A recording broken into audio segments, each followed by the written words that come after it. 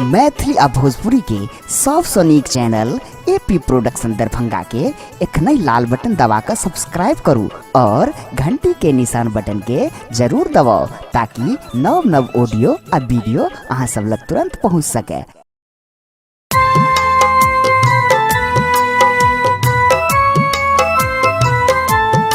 एखन अपने सब सुन रहल छी एपी प्रोडक्शन के प्रस्तुति।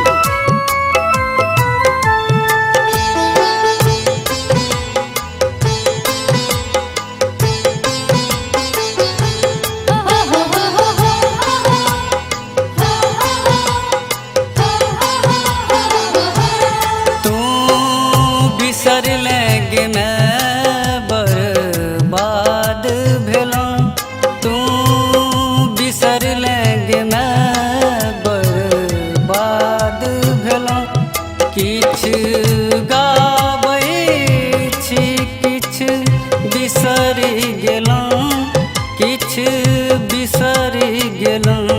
तू बिसर लेंगे मैं बर्बाद भेलौं।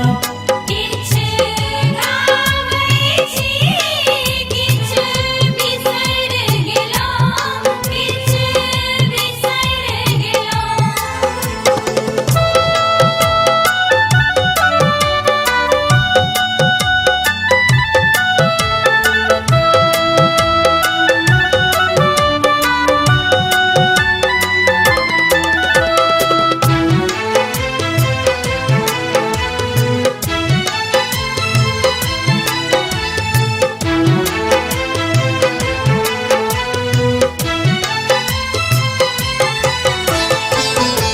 जग जननी महामाया, तू ही काली तू ही तारा।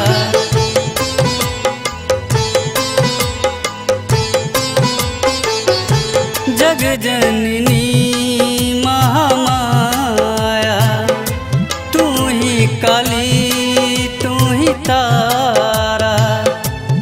तोहर बेटा रही तो आन भेलौं, तोहर बेटा रही तो आन भेलौं।